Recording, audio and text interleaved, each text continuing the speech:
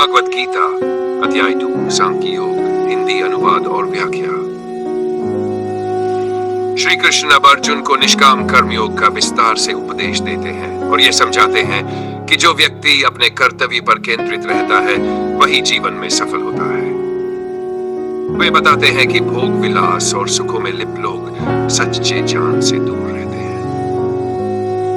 व्यवसायात्मिका बुद्धि रेके कुरुनंदन बहुशाखा ह्यनंताश्च बुद्धियो अव्यवसायिनाम। अनुवाद। हे कुरुनंदन, इस योग में निश्चयात्मक बुद्धि वाले व्यक्ति का एक ही लक्ष्य होता है, लेकिन अस्थिर बुद्धि वाले लोगों की सोच अनेक शाखाओं में बन जाती है। व्याख्या।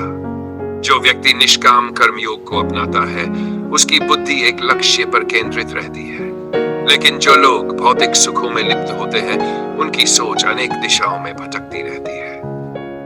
यामिमां पुष्पितां वाचं प्रवदन्त विपश्चिता वेदवादता वेदवादरता वा पार्थ नान्यदस्तीति वादिनः कामात्मानः स्वर्गपरा जन्म कर्म फलप्रदां क्रिया विशेष बहुलां भोगैश्वर्य गतिं प्रति।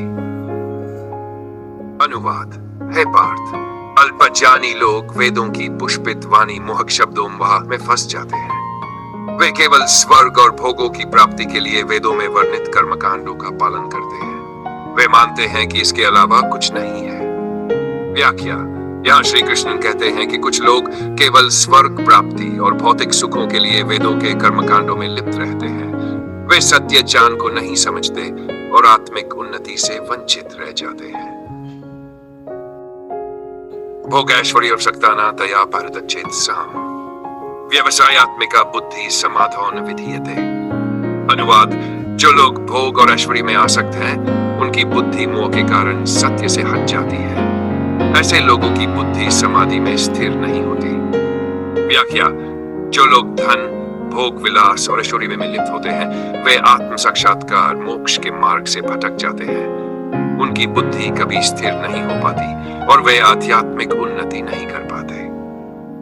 श्रैगुण्य विषया वेदा निस्त्रैगुण्यो भवार्जुन निर्द्वंद्वो नित्य सत्य वस्तु निर्योग क्षेम आत्मवान। अनुवाद।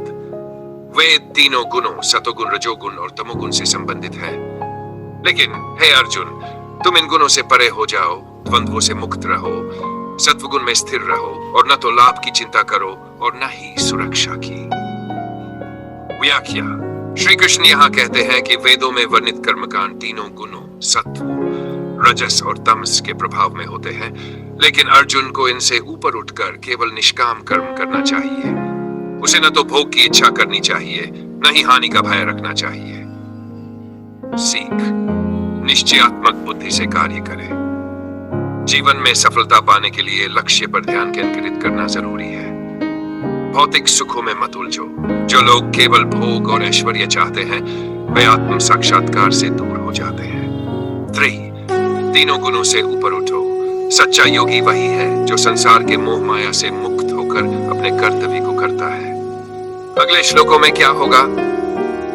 श्री कृष्ण अर्जुन को समझाएंगे कि कर्मयोग के माध्यम से कैसे जीवन के सभी बंधनों से मुक्त हुआ जा सकता है। अगर यह ज्ञान उपयोगी लगा तो इसे अपने मित्रों के साथ साझा करें और भगवत गीता के अगले श्लोकों के लिए जुड़े रहें। धन्यवाद।